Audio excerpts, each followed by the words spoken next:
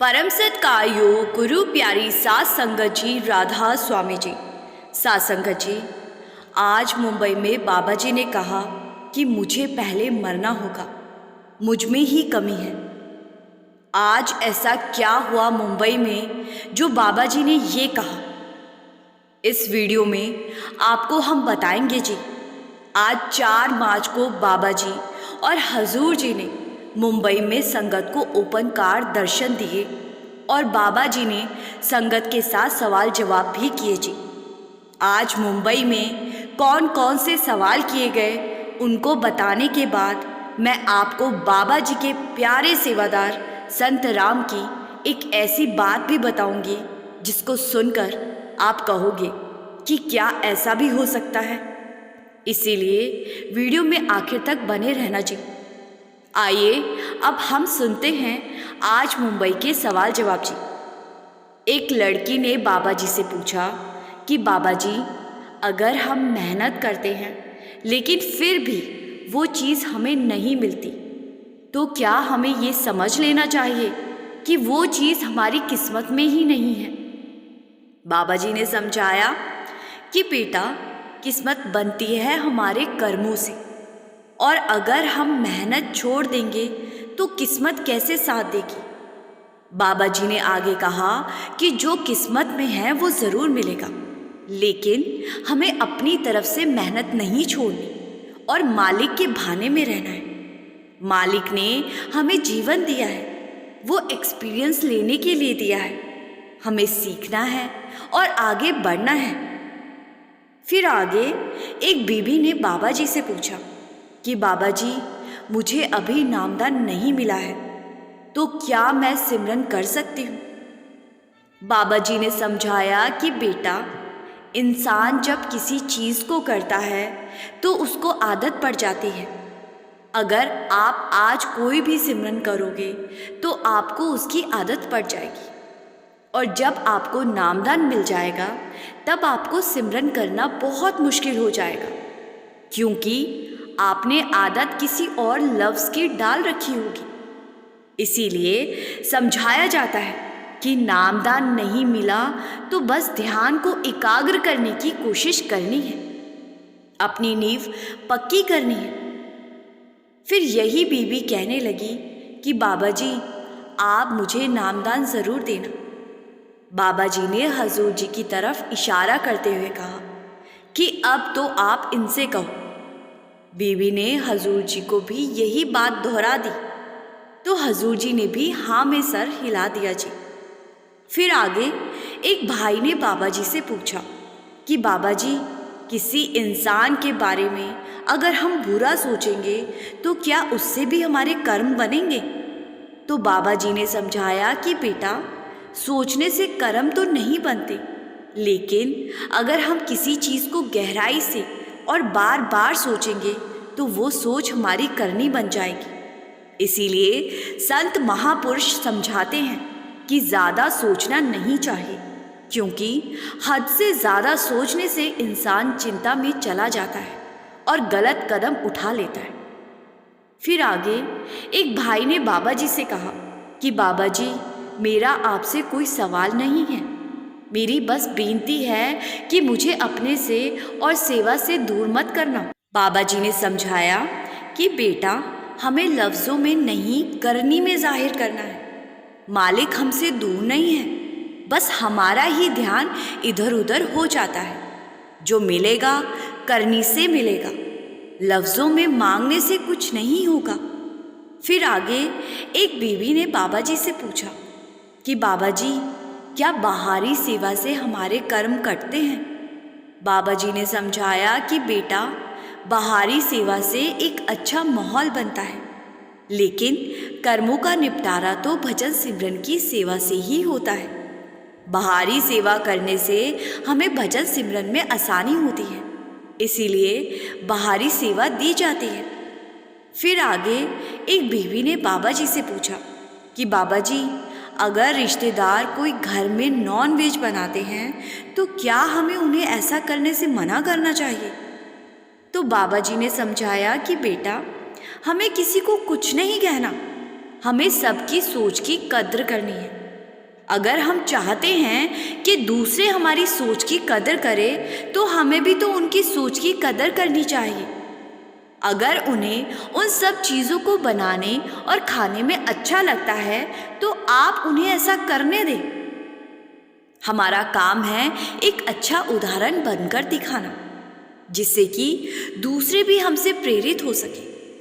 अंत में कर्मों का हिसाब तो सभी को देना पड़ेगा। फिर यही बीवी बाबा जी से पूछने लगी जी कि बाबा जी, क्या हम किसी को प्यार लफ्ज़ों में जाहिर कर सकते हैं? बाबा जी ने कहा कि बेटा, प्यार को लफ्ज़ों में बयान नहीं कर सके, ये तो भावना की बात होती है।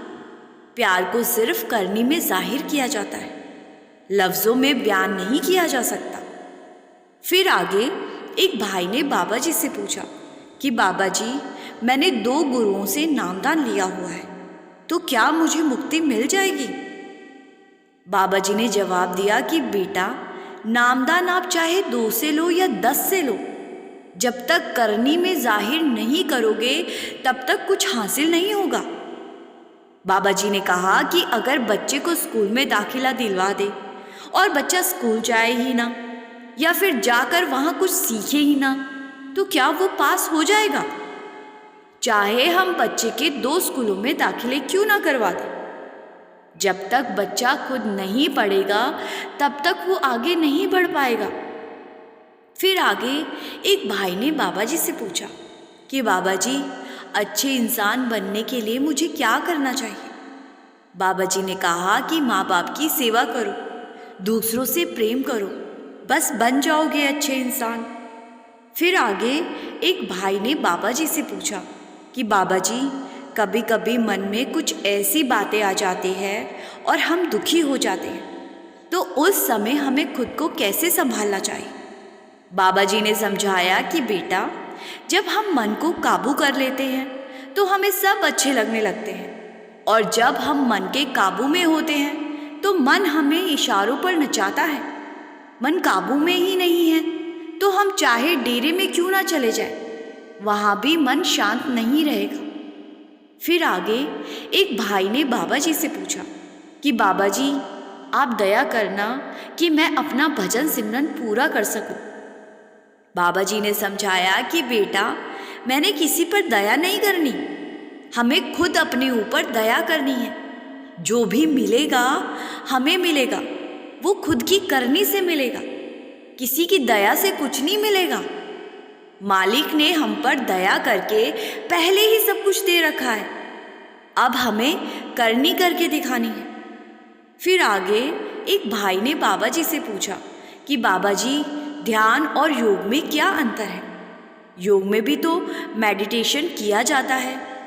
बाबा जी ने समझाया कि बेटा, योग साधना का संबंध शरीर के साथ है और ध्यान का संबंध हमारी रूह के साथ है। शरीर के लिए तो हम बहुत कुछ करते हैं, लेकिन क्या कभी हम सोचते हैं कि रूह की खुराक क्या है? रूह की खुराक तो ध्यान है। फिर आगे एक बीवी ने बाबा जी से पूछा कि बाबा जी, मुझे धुन दिन में भी सुनती है, मैं कुछ भी काम कर रही होती हूँ तो भी मुझे धुन सुनती है, तो क्या मुझे उस तरफ ध्यान देना चाहिए? बाबा जी ने समझाया कि बेटा, धुन 24 घंटे हमारे अंदर बज रही है, हमारा ध्यान आता और जाता है और हमें लगता है कि धुन चली गई, जबकि धुन कहीं नहीं गई, बस हमारा ध्यान चला जाता है। धुन सुनेंगे तो हमें ताकत मिलनी शुरू हो जाएगी। धुन उस मालिक के घर से आ रही होती है। फिर यही बीबी कहने लगी कि बाबा जी, अगर हमें कोई गलत बोले तो क्या हमें उसको जवाब देना चाहिए? बाबा जी ने समझाया कि बेटा, हजूर जी कहा करते थे कि अगर एक गलत बोल के बेवकूफ़ी करता है तो हम क्यों उसको जवाब देकर बेवकूफ़ बन जाएं? अगर चुप ना रहे तो कल को हम भी उस कर्म के हिस्सेदार बन जाएंगे। फिर आगे एक भाई ने बाबा जी से पूछा कि बाबा जी, क्या हम चलते फिरते ध्यान कर सकते हैं? बाबा जी ने समझाया कि बेटा, बहते पानी में देखेंगे तो हमें अपना चेहरा नहीं दिखेगा, लेकिन खड़े पानी में साफ दिखेगा। ध्यान का मतलब है स्थिरता। अगर हम स्थिर अवस्था में बैठकर सिमरन नहीं करेंगे तो ध्यान कैसे लगेगा? ध्यान के लिए ज़रूरी है स्थिर होकर सिमरन करना, जिससे कि ध्यान एकाग्र हो सके। फिर आगे एक बीबी ने बाबा जी से कहा कि बाबा जी, मौत के टाइम आप मुझे लेने ज़रूर आना। तो बाबा जी ने कहा कि बेटा, तू कैसे पहचान करेगी? अगर हजूर जी भी मेरे साथ आ गए तो क्या तू पहचान लेगी? बाबा जी आगे बोले कि शरीर के दायरे में रहकर हम ये सब सोचते हैं, लेकिन हकीकत ये है कि आखिरी में शब्द ही शब्द के अंदर जाकर समा जाएगा। तो ये बीवी फिर से वही बात कहने लगी कि बाबा जी, आखिर में बस आप ही मुझे लेने आना। तो बाबा जी ने इस बात पर कहा कि इसीलिए फिर पहले मुझे मरना पड़ेगा। तो ये बात सुनकर वो बीवी कहने लगी कि ठीक है। इतना सुनते ही बाबा जी ने मुस्कुराते हुए कहा कि मतलब पहले मैं मर जाऊं? ये सुनकर संगत हंसने लगी थी जी। फिर एक बीवी कहने लगी कि बाबा जी, मेरा बेटा भी यहाँ आया हुआ है और वो शादी नहीं कर रहा। आप उसको कुछ ऐसी बात बोल दो कि वो मान जाए। तो बाबा जी ने हंसते हुए कहा कि बेटा, जिसने शादी की वो भी पछताया और जिसने नहीं की वो भी पछताया। जब पछताना ही है तो क्यों ना शादी करके ही पछताया जाए। इतना सुनते ही संगत बहुत हंसी थी जी।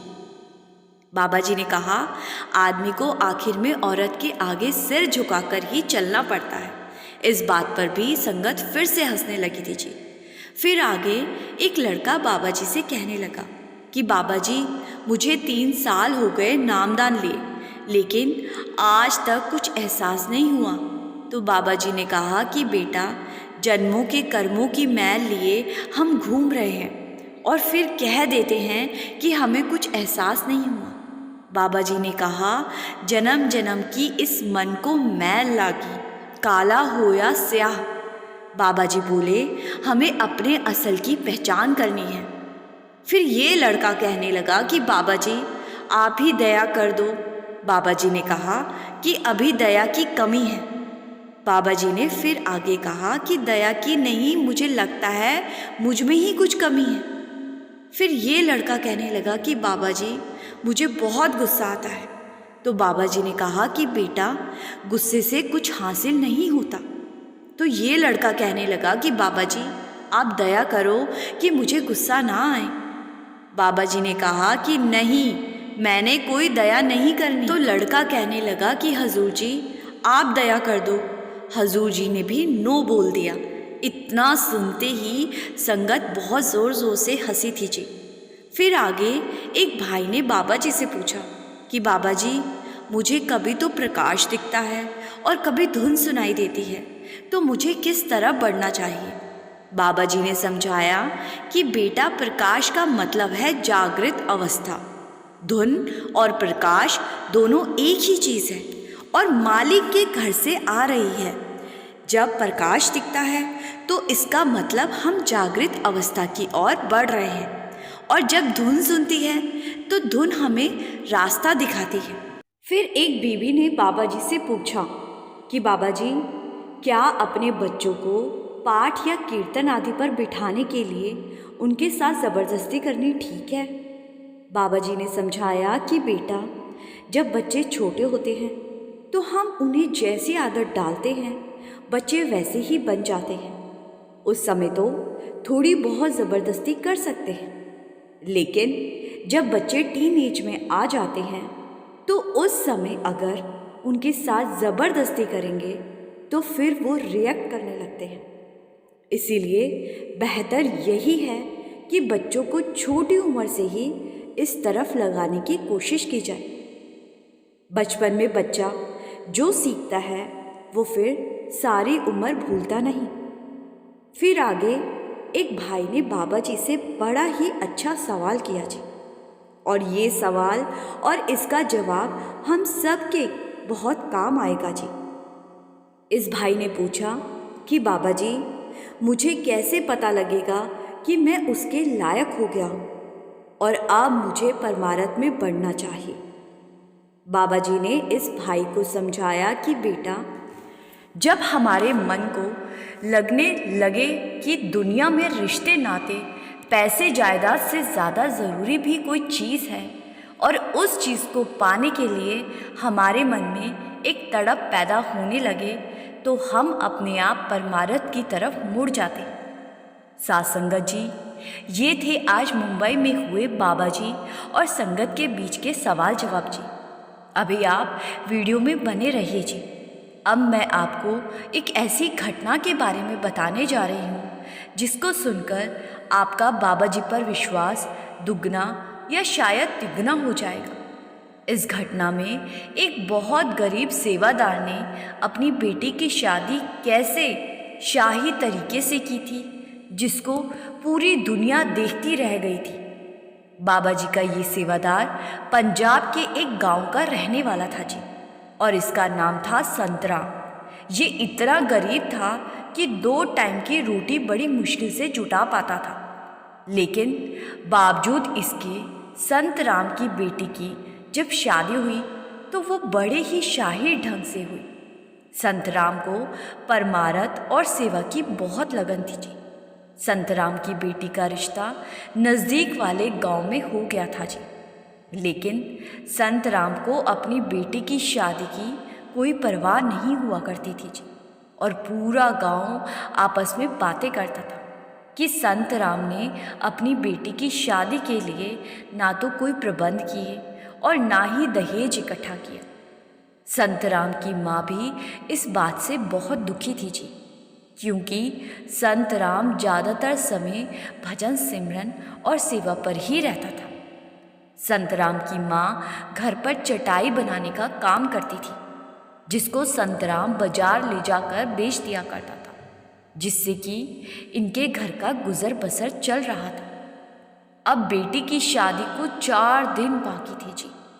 लेकिन संतराम की माँ जब भी उससे बात करती तो संतराम एक ही बात कह देता कि मैं क्यों चिंता करूं, और बाबा जी की फ़ोटो की तरफ इशारा करके कह देता था कि जिसकी बेटी है वो चिंता करेगा। मुझे उसने हुक्म दिया है 2.5 घंटे भजन सिमरन करना है, मैं उसका हुक्म मान रहा हूँ। अब उसकी अपनी बेटी की चिंता वो खुद करेगा, मैं क्यों चिंता करूँ।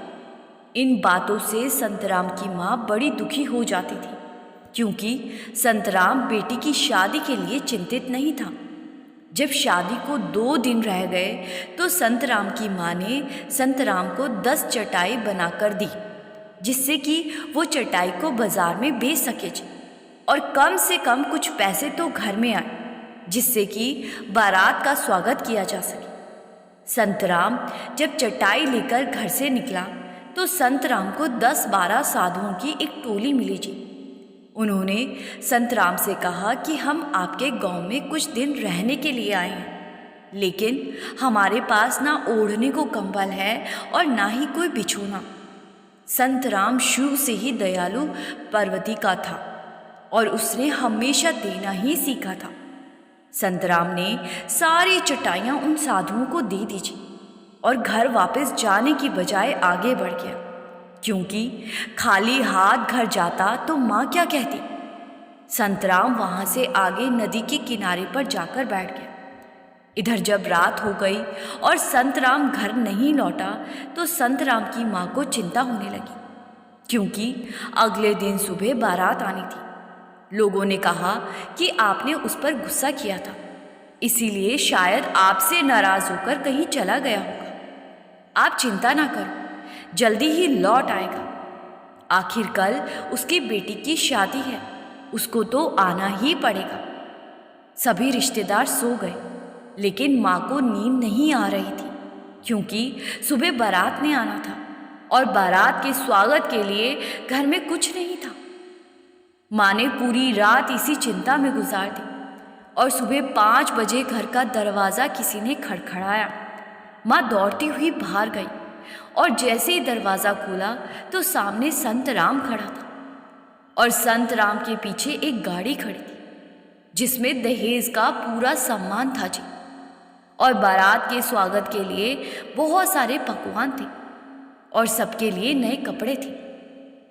ये देखकर संत राम की माँ खुश होने के साथ साथ हैरान हो रही थी।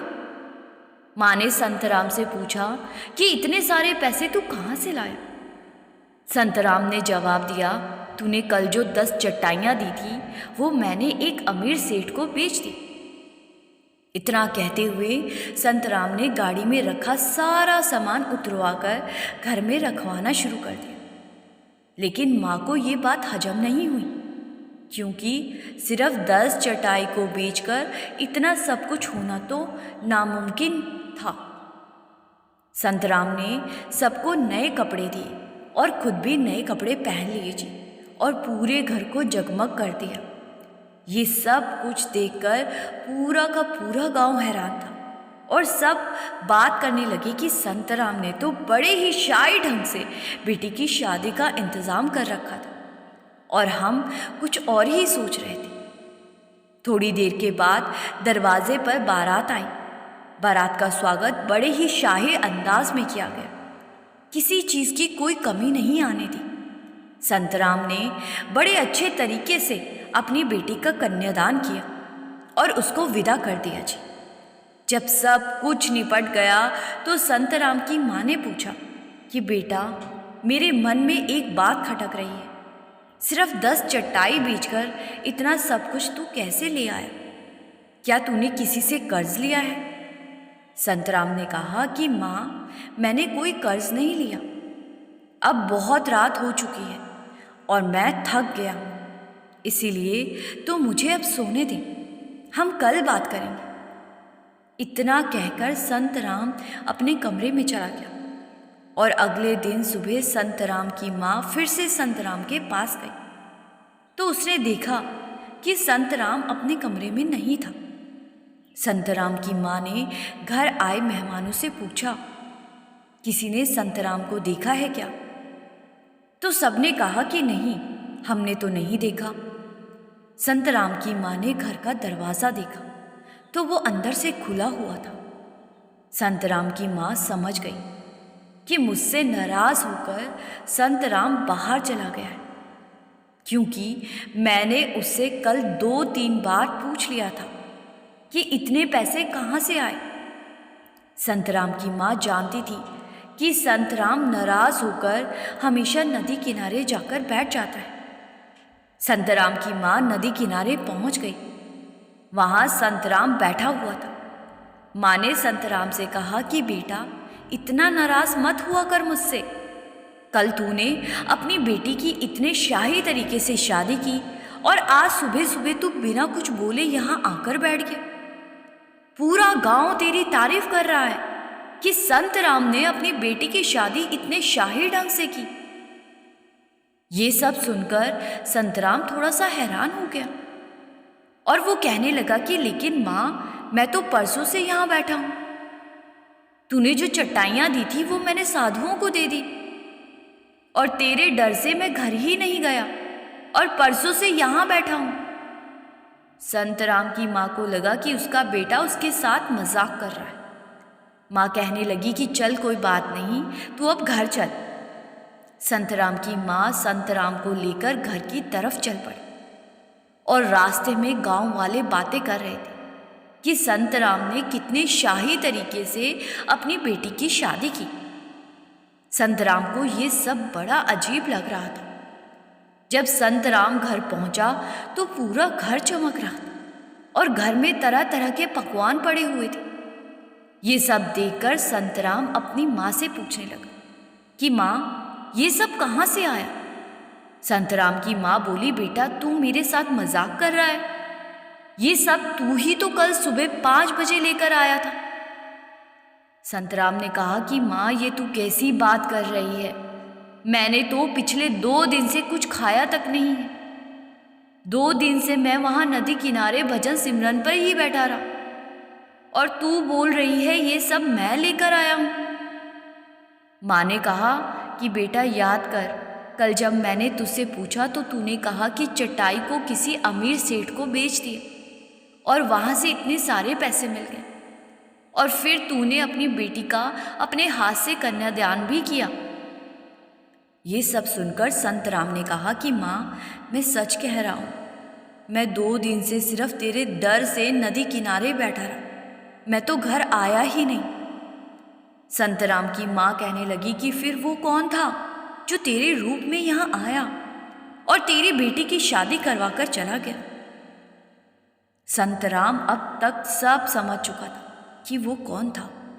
संतराम ने बाबा जी की फोटो की तरफ इशारा करते हुए कहा कि माँ, जिसकी बेटी थी वही आया था और अपनी बेटी का कन्यादान करके चला गया। ये सुनकर संतराम की माँ हैरान रह गई, क्योंकि खुद सद्गुरु उसके घर आए, पूरा दिन साथ रहे और कोई भी उन्हें पहचान ही ना सका। संतराम की माँ की आंखों से आंसू बहने लगे। संतराम ने कहा कि माँ, मैंने कहा था ना कि जिसकी बेटी है वो चिंता करेगा।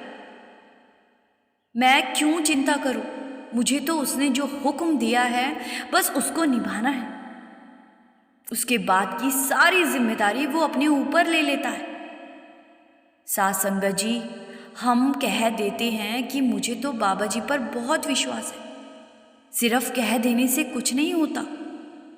विश्वास का मतलब है कि अपने गुरु के हुक्म में चलना। जब हम अपने गुरु के भाने में रहेंगे, गुरु के हुक्म को निभाएंगे, तो ही गुरु हमारी जिम्मेदारी लेंगे।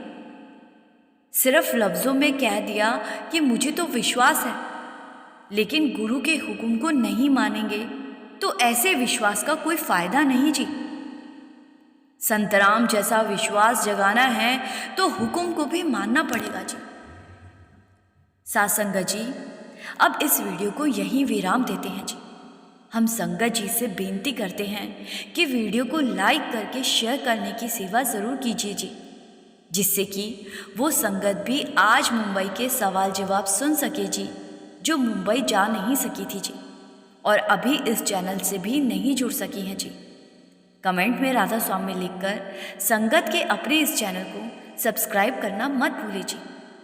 हम पूरी कोशिश करेंगे जी कि कल मुंबई में होने वाला सत्संग भी आपके साथ शेयर कर सकें जी। गुरु प्यारी साथ संगत जी, राधा स्वामी जी।